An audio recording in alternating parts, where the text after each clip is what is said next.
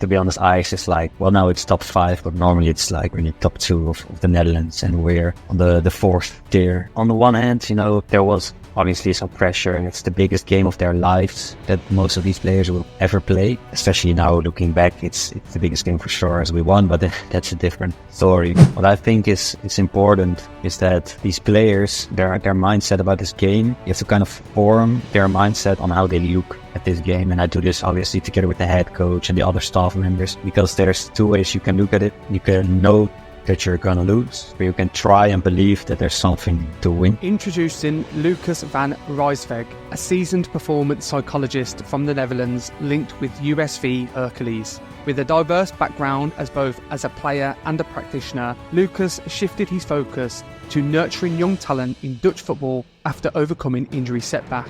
His dedication not only made a professional shift, but also underscores a profound passion for shaping the future stars of Dutch football. A pivotal moment in Lucas's journey is the psychology masterclass he led. On December 21st, 2023, USV Hercules created football history by winning over Ajax in the knvb Cup tournament, a significant accomplishment under Lucas's guidance. Notably, this marked the first time Ajax had been eliminated from the Cup by an amateur side in their club's history. Lukas joins our podcast to delve into the realms of performance psychology, player preparation, mindset development, and the art of winning as an underdog. Before this podcast begins, please do me a massive favour by clicking the subscribe button now below. It helps the channel grow. The bigger the channel, the bigger the guests, and it's free. Enjoy the episode. If I bring you back to your journey within the area of football and psychology, how did it become a passion for you, and how did you start to develop knowledge within this discipline?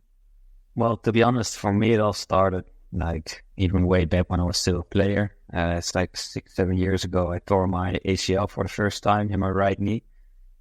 Obviously something physical, but well, the physical part wasn't the hard part for me. It was really trying to stay focused, trying to maintain like a positive mindset, trying to, you know, get over the setback and be fully active again. I think it was like a rehab of 11 months in total after the surgery. But I think the physical part again wasn't a big problem. It was like the mental part that really, well, opened my eyes. Like, okay, there's way more to football, which I already knew, but this was like a real eye-opener for me as well. And beforehand, I wasn't the best technical player, rather physical and like mentally strong. So I already knew that there's more to football than just like being someone that wants to be like Lionel Messi, have a very good technique. I knew that wasn't for me. I mean, obviously you can still train it and become better.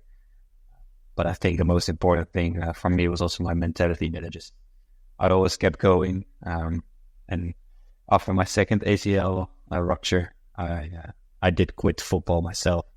So I had to make a decision, obviously. Do I want to go through rehab again and see what I can, you know, become the best player I can be, like reach my full potential, or shall I quit? Because I kind of was scared that it would happen again. I mean, I played not even a full season after my rehab. And, well, actually the club USV Hercules, where I'm still active today, now asked me straight away, like, do you want to be a coach then? We want to help you. And I think it's like a few months later, I was already studying psychology, by the way. I knew that there was something interesting for me in that field, but then it really turned more into sports psychology, and the club also helped me, and I got to do a master's in sport and performance psychology. So obviously that gave me loads of knowledge and practical possibilities also at a professional football club where I did my internship. So that's basically how I got in touch with sports psychology. Do you think there is an importance of maybe your lived experience as well as maybe the academic journey that you've been on to kind of align them together to help players develop in certain areas? You mentioned your injury. Do you find yourself reflecting on those experiences and learning and kind of helping players through past experiences? I'm just interested on your knowledge within that area and how you develop players through preparing themselves mentally, etc. Yeah, obviously, I mean, if you can tell someone a story, be open yourself and like share your own knowledge. And with being open, I also mean like trying to explain your own feelings, your own reflections, what you learned from it. I think people and players, they can really really appreciate it when you do so, and you can give them better advice, I think, as well. But I think the main thing is that you really get a connection if you have been through the same thing. And to be honest, I also think they believe you more quickly. Like, obviously they'll take you seriously, but if you've been through the whole academy yourself, and then you had like the ruptures as well, if a player has like some kind of injury, obviously they know I've had loads of injuries, and when we talk about it, they know that I know how they may feel. So it's easier to, think about how they are feeling. And so it's easier for me to maybe give them some advice or some help. So on that then, Lukas, so in terms of psychology as a discipline, if we compare it to maybe other areas within sport, sports science, strength and conditioning, even analysis, they're very metric-driven fields. In comparison to psychology, the kind of conception is it's hard to measure and it's hard to track, certain things that happen and the different perspectives that might happen within a athlete's career. What do you think the biggest misconceptions is within that then, from your journey, and what do you think maybe some of the challenges are as being a psychologist to try and develop practice, whether that's with a team or whether that is with individuals? Yeah. I think one of the biggest misconceptions still, at least in the Netherlands, is that you don't have to lie on the couch. You're going to sit behind you and you're going to tell all your problems. No, I think sports psychology is also performance psychology. So for me, there's like 50% is based on development, which I think is mostly focused on the mental side as well. But I can also help players to get more motivated to train their physical side. So it doesn't have to be like, there doesn't have to be something wrong with you mentally to become better mentally as well. And oftentimes people still think so. But I think mental coaching can also be based on someone that's just average, like mentally feeling decent, but they still want to get more motivated. I can really help them, or I think sports psychologists in general can obviously really help them to, up their level. And then all the other things like the physical, the technical, tactical level can also be influenced obviously by psychology. So I think that's the biggest misconception. And do you think that's hard from a psychologist's point of view to try and convince people to use you? Because like you said, there's that outlook towards people that might see you as the psychologist, and if they're seen to be speaking to a psychologist, it's a sign of weakness, and it's a sign of they're not doing well within their career pathway. Or on the flip side, like you said, there's a need for psychology to understand our feelings and emotions at any point during our footballing journey, sporting journey, or as well as our life journey. So what do you do to maybe create an environment that is open to understand the importance of psychology and educate people on that? In one, of course, you can't change the whole world by yourself. You can change a little piece and it may, roll over. I think within a club or even within a land like a country, you can change the way people look at it by having like your faces all in the same direction. So I think at our club, we started with it a few years ago. And well, obviously there were sometimes there's some jokes, the football joke, like, oh, he's talking to Lukas. But then the next week, the player makes a joke, is talking to me, trying to develop their mental condition. So I think it's always going to be, or not always, but for now still, it's going to be a bit of an extra thing still. And if your club, at least in the Netherlands, is really interested, can like really sees that there's development in this area as well and the importance of it, as long as you carry it with everyone, like on the team and also the club, then I think it's accepted quite quickly. But if it's only accepted by a few members, then it's not going to have the same effect. It's going to, everyone needs to know that there's still mental development possible and there's more potential throughout every aspect of football if you get a better mentality or you feel better in general. So those two things are of great importance, of course.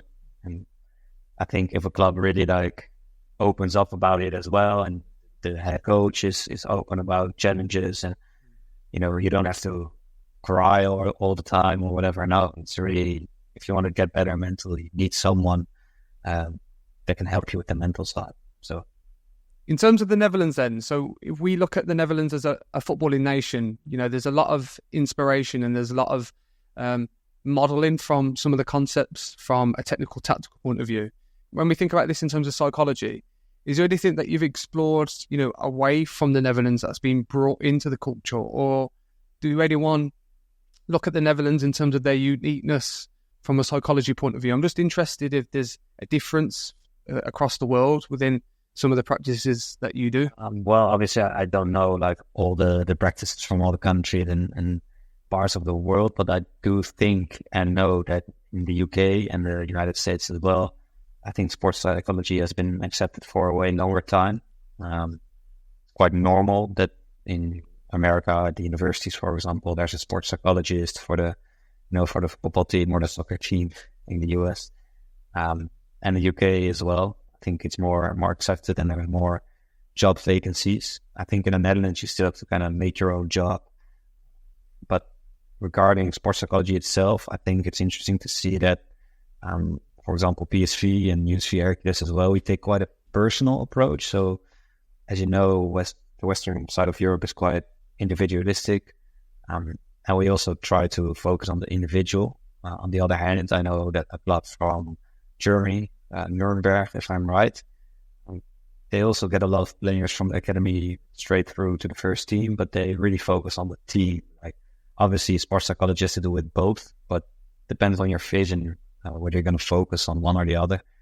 And I think we focus more on the individual, really try to improve their mental game. But on the other hand, you can obviously also really focus on like the team and more like collectivism. So how does team dynamics work?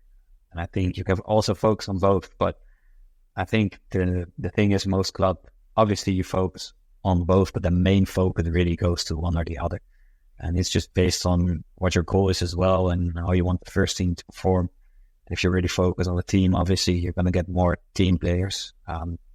I think at USV Hercules, so where I work nowadays, I think it's quite logical that we focus on the individual, as almost every year, I think like 8 to 10 people, players, athletes, they leave the club, go to a higher level. Or so we really, we develop the individuals to a higher level. So each year we get 5 players through from the academy as well.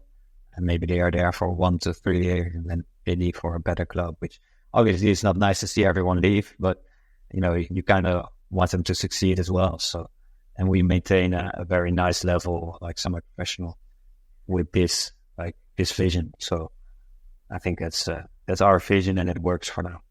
So obviously we see the glamorous side of football and we want to prepare them mentally and see them succeed and have transfers and kind of play at the top level. What about maybe those that don't necessarily succeed? And you mentioned that approach of player centres. Is there anything that you do as a football club to think about the human aspect of it and looking at transferability away from football? I'm just interested in that. Yeah, definitely. I think at our club, we focus like for 50%. I try to focus on getting players better, both mentally and physically and everything. Not that I do all the physical stuff, but I kind of guide them through their development process. And the other 50% is the human stuff. So there's a way more to life than football. Also, we are semi-pros, so everyone is still studying, all the young guys. All the older guys, they have work, full-time job, they have kids. So there are loads of stuff to talk about. And obviously, when someone doesn't make it, or what we see very often is players come from like a professional academy, like Ajax, PSV, or FC Utrecht. They drop out, being like 18, 19 years old. They've been in a professional academy for, let's say, 6 to 8 years. So basically, their whole life is built around being a professional young football player. And then they come to our club, and obviously it's different. It's still semi-pro, but there's people with normal jobs and everything. So it's really weird for them to kind of fit in the beginning. They still want to get to that, the goal of being a professional player. And I think it really can damage your personality as well. I think you lose a bit of identity, which can be really hard to go through. I kind of went through it myself when I stopped as a football player. kind of lose that part of yourself. Obviously, then became a coach, which becomes a new part of yourself. But you kind of have to see and reflect on this process together with the player and see where it gets them. I mean, you can't make decisions for them, but you can guide them through this process. And just, I think reflection is one of the most important things regarding those kind of topics. You have to be able to try and reflect honestly about yourself and see where your pain stems from to be able to tackle it. There's an emphasis, especially in the UK, and maybe you can relate to this in terms of early diversification. What I mean by that is, you mentioned identity then. Sometimes when you're growing up as a footballer or potential footballer, everything that you are associated with is football. Everyone knows you as the footballer. Everything that you do is within football. And when that's taken away and that is stretched away from you, and obviously you have to maybe go down different avenues and you don't necessarily see the path as being linear, it can cause some form of crisis. And there's an emphasis on having other hobbies, having other interests. Is that something that you do with players just to reassure them that, football's short, there might be obstacles in the way, and how they cope with that? You mentioned reflection as well. What do you do to kind of support players within that practice? And more importantly, how did you support yourself during that transition as well? Well, I think the most important thing in everything is balance. If you're only focusing on one thing, like only football, it's your whole life, it's not going to last for long. Obviously, for like early diversification, is more for the youth. I'm mainly focused on older players, like aged 18 and up. But at USV Hercules, we also have like a program which is called Equal Chances. So up till 12 years old, we don't select players, we don't scout them from other clubs. Obviously, if there's a good player and we want them maybe for later, then you can contact them. But it's not for before they're 12 years old. We just let them stay at their own club, So that's really to support them being in their own environment, being able to test other sports. And also sometimes you can play a different sport like handball or whatever. We try to do that as well on the youth. So that's really regarding early diversification. On the other hand, like when you come out of such a professional academy, sometimes it can be hard and like a long process as well, and which I really find difficult to help players with, and for myself as well when I was younger. As a football player, because football can change so quickly, like within a month you can become one of the best players of the club, or you can become like one of the worst players. It can just really change very quickly, and that's why I think loads of players reflect on short-term things and they look forward like for short-term as well. But it's more important to also look further ahead and also further back. Like maybe your youth, there are some things that you can like recall and which influences your behavior even nowadays. And obviously, and then again, you have to be honest about yourself. And then again, see what you can control and not control, which is more for the future, obviously. But you can control your behavior in the end, or most of the times you can. So we try to really focus on what you can control and not focus on, what you can't control, because obviously it's not going to work and you're just going to be stuck mentally. How do you prepare adults then going into, elite performance environments and big competitions? Is there anything that you do as a psychologist to prepare players to think about the aspect of controlling the controllables and being more present, and all those different tools that are necessary during a competition? Can you elaborate on maybe some of the practices that you do to help that? Yeah, definitely. I think beforehand, like one of the most important things for a lot of players is that there's someone that's got their back no matter what.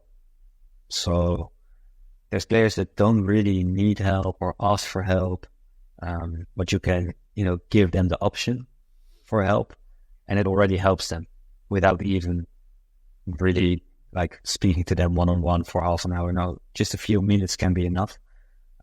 But then there's also players, obviously, that do need or want some help, do want to improve their focus or their arousal regulation. And yeah, there are some practices, obviously, talking, reflecting, seeing where like the real point is. Like most of the times it's like a small point where the problem is situated.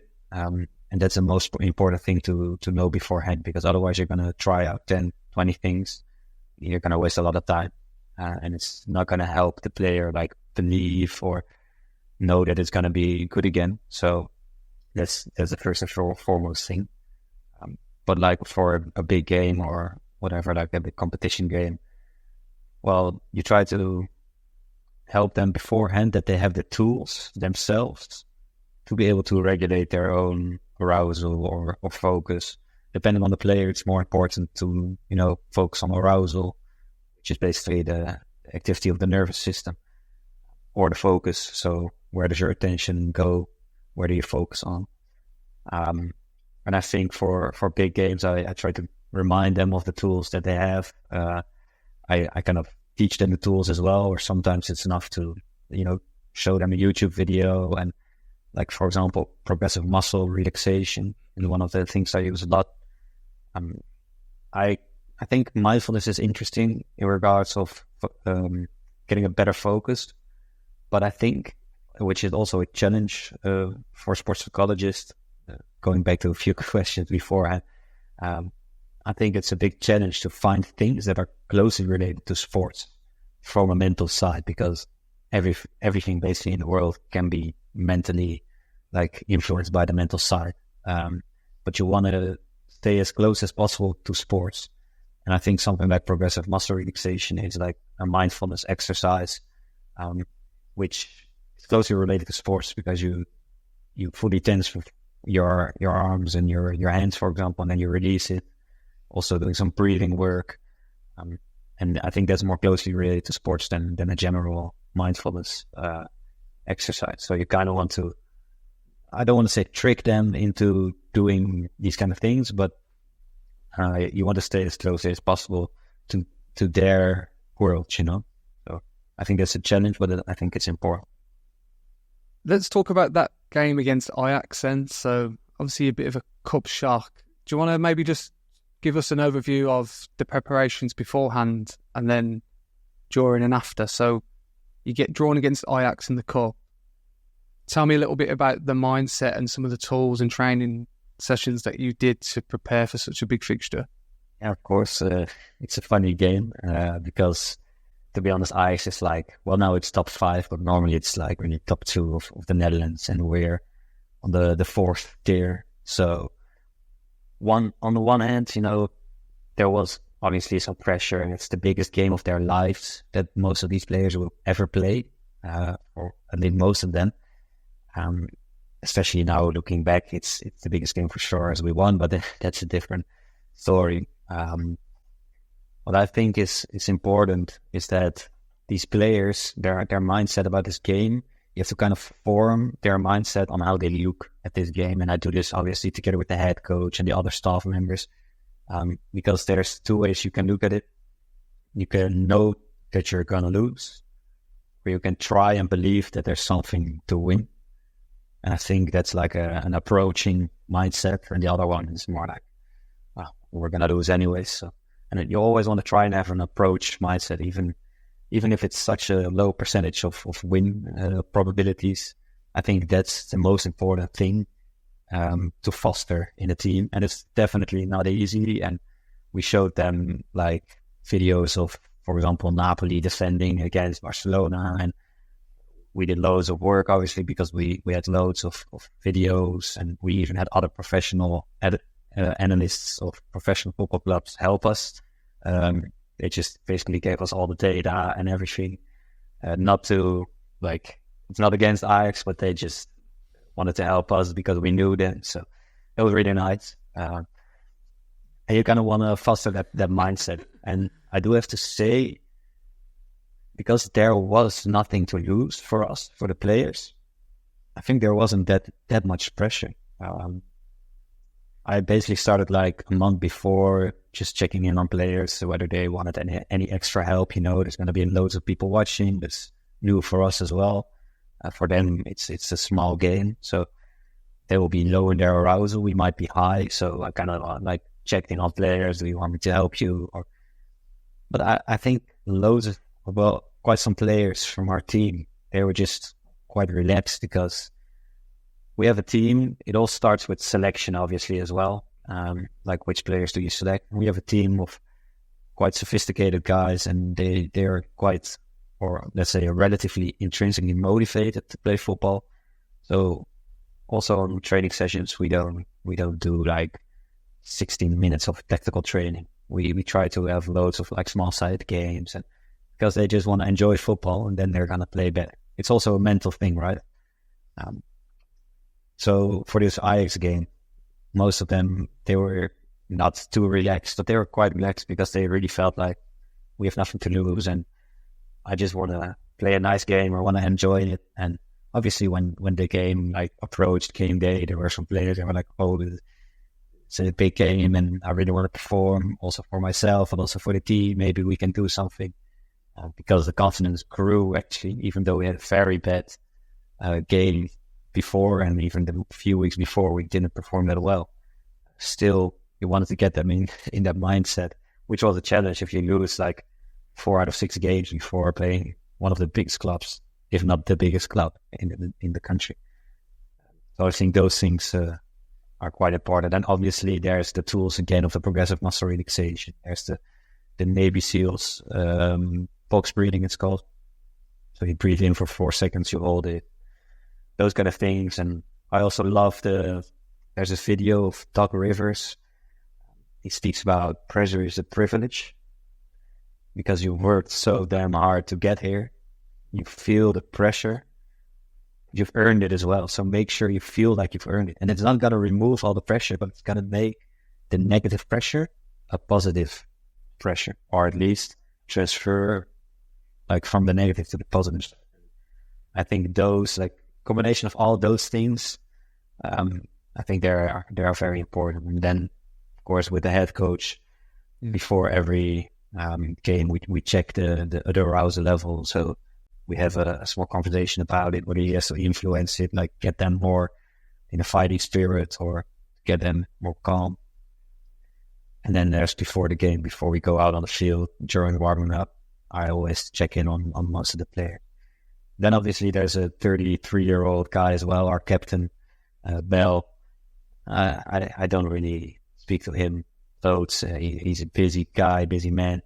But even before the game against Ajax, I asked him very swiftly, like, how are you feeling? What's your feeling saying? He's like, no, it's okay. So even like a small gesture, I don't know if it means a lot to him, but it can mean a lot to a player, if you know. And what about during the game then? So how are you feeling, observing and watching things unfold? Run of emotion. You mentioned arousal levels as well. How do you kind of keep, calm, and how do you keep focused on process-orientated goals and looking at the clock, looking at the score and that? Just interested on what you do as a team collectively. And it might not be you, Lukas. It might be the team as a whole, the coach, the players, etc. What did you observe during that process? A lot to tell about this, obviously, but Please do. I think it's the most important thing regarding the staff, at least. Like, how do you manage such a situation, depending on whether you're up 1-0, 2-0, which was the case for us, and then it was 2-2, so they tied the game. And how do you react yourself as staff members? Do you remain calm, or do you let your arousal like master you, and let your emotions master your behavior? And obviously it's not easy in such a big game for us as well, but I think we have quite a sophisticated staff, and we are relatively calm. Like, we don't also try not to focus on like the referee and decisions and everything. Obviously sometimes you do so, but relatively we try to focus on our own process. And I think it's basically normal for us, and we didn't really do anything very differently than normal. So apart from, obviously, there was more preparations and there's like way more people watching, but you're still so focused on the game that you don't even focus on those kind of like secondary things. And also, again, you can't control them. But during the last phase of the game, so they scored the 2-2 against us, I felt proud almost straight away as well, which was interesting. Like, obviously it was devastating, and the players on the bench, which is, well, on one hand it's a funny story, on the other hand it's interesting because like Tim Peters, he scored 2 goals against Ajax, which is amazing. He never ran as much in his life as that game. And then it was 2-2 after he got subbed off. So you can imagine how he must have felt. And those players on the bench, because obviously we had to change those. I think 8 of the 11 players wanted to kind of go out because maybe on the one hand side we have like, it's now the pressure is really building, but on the other hand, Ajax, they're just way more fit. They can train whenever they want, how much they want. And we train 3 times a week, in one game. So we are okay fit, but we are not like at their fitness level. So the players really, really started, yelling, screaming, all kinds of things which you normally don't say, and also to your staff because of the substitutions we made. And then again, the question is, how are we going to respond to that? Do we also remain calm? Yeah, so the pressures were building up and the players were devastated. And obviously, after the 2-2, they reacted furiously, even against us and against each other. And then still, somehow, even without being able to reach the players, because that's interesting as well, playing in a big stadium. We didn't play at our home field, but at the stadium of FC Utrecht. How are you still going to be able to make them focus again and try to still believe, even though the chances again are so small and obviously being devastated? How will you work with it? But I think then again, it's all the preparations you've done, maybe me as a sports psychologist and the head coach and all the other staff members to get them in this mindset. I think those things, they still remain somewhere in your brain, and as long as you can stay focused, it will come out. So I think that's the most important thing. And then obviously after the 3-2 that we scored from a free kick as well, I think, everything exploded, and it was basically 2 more minutes. So then you can stay calm then, but even us as staff, we couldn't really remain calm anymore. I think that's human as well.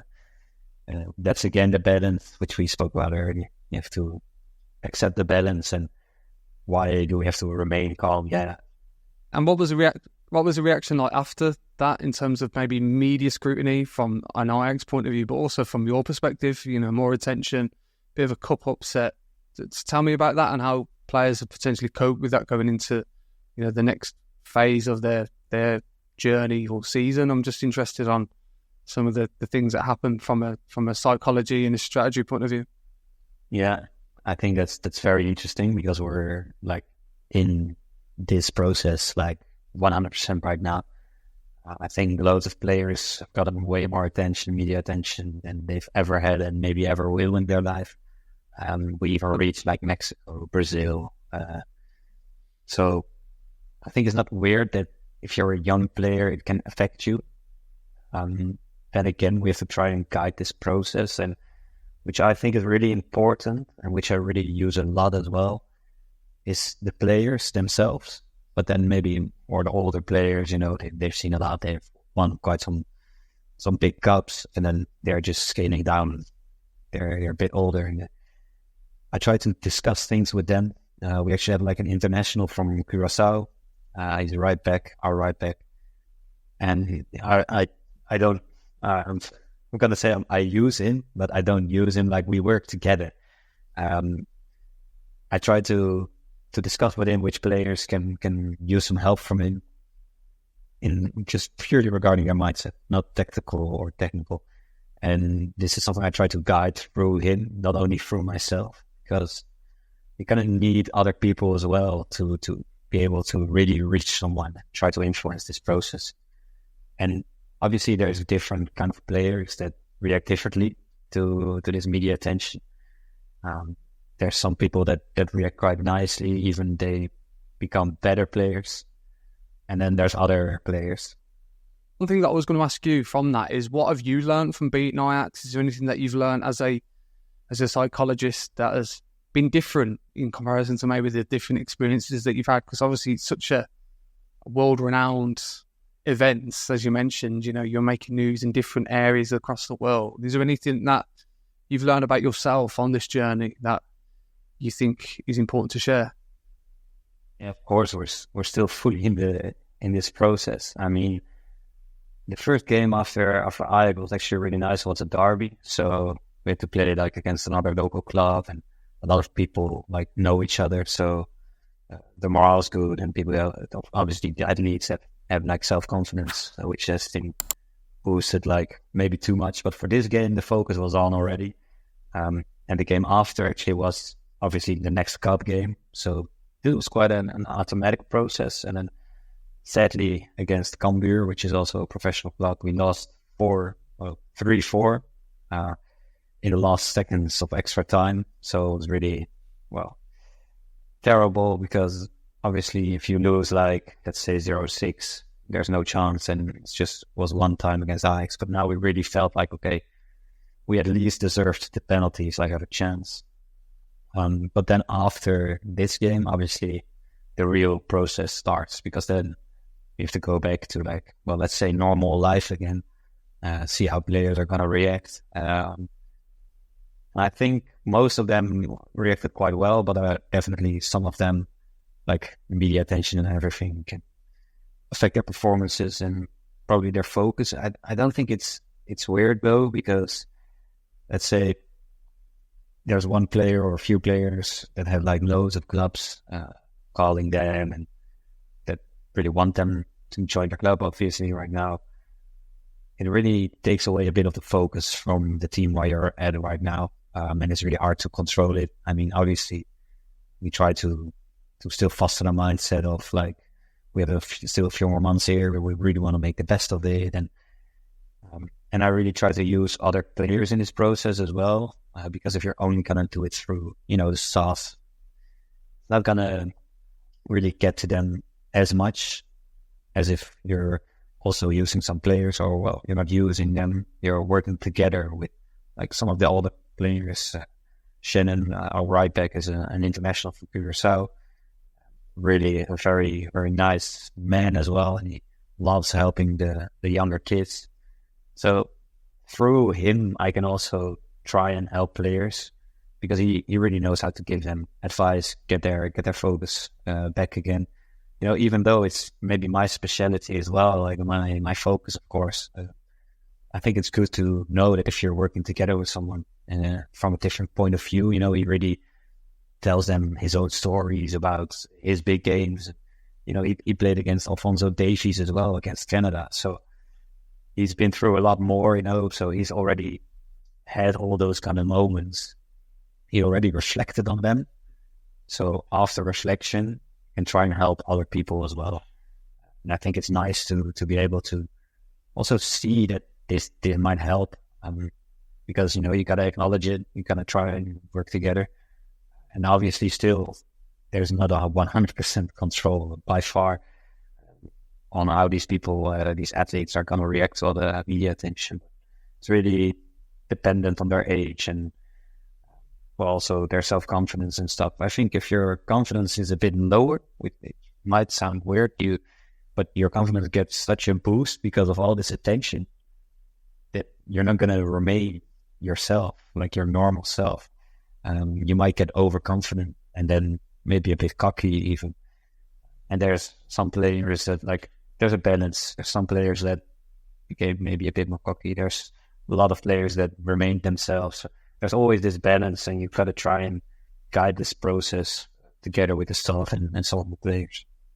So final question then, Lukas.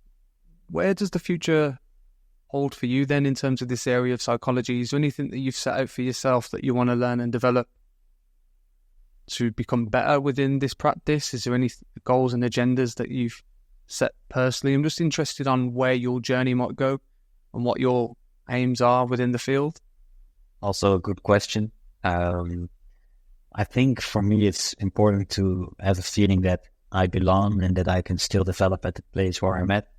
I think those two things are the most important for me. So also I'm talking to some clubs right now to maybe see if I can go there and go and help the players over there. But what I really need is like a plan. I don't want them to come and get me like, oh, you've won against Ajax, you have like a big cup offset. Now maybe you can help us. I want them to have a vision to to know where they're going, and I need to fit inside this vision, just like I do at Hercules. And I think those things are important for me. So it's hard to tell which club will eventually come and be able to, on the one hand, persuade me to come, and on the other side, of course, it has to be a club that really is a step upwards for me. And I do try and see if I can make a step, but then again, I think I can still develop at Hercules. So let's see what the time will bring me. But I think it's important to be able to still develop, and I think it's important to, as a psychologist in particular, to always, every year I try to do some kind of get some kind of education. It can be like a bigger course or a smaller course, and I think in the end the years will add up, and I'll be able to fully develop my skill set as a professional psychologist. So that's a bit of my vision, and I don't want to go too quickly as well. I'm still 26 years old. I've been at USV Hercules for 20 years. So again, let's see what the future brings, as long as my development won't stagnate. Excellent, Lukas. I just want to say thank you for having this conversation. Obviously, during the course of this conversation, there's been a few technical issues. We've got there in the end. And I just want to say good luck in the future, whether that's in the Netherlands with Hercules or other football clubs potentially as well, in your future goals and your future aims. Maybe in the UK, you never know, we might cross paths then. Obviously, that could be an option, possibly. I'm not sure, but I just want to say good luck with your projects. Good luck with your work. You seem a very honest, hardworking, dedicated individual, and I'm sure you'll succeed within this area of psychology, wherever that might take you. So just want to say thank you again, good luck, and speak to you soon. You too, Christian. Thank you very much for having me, and good luck and the best to you too.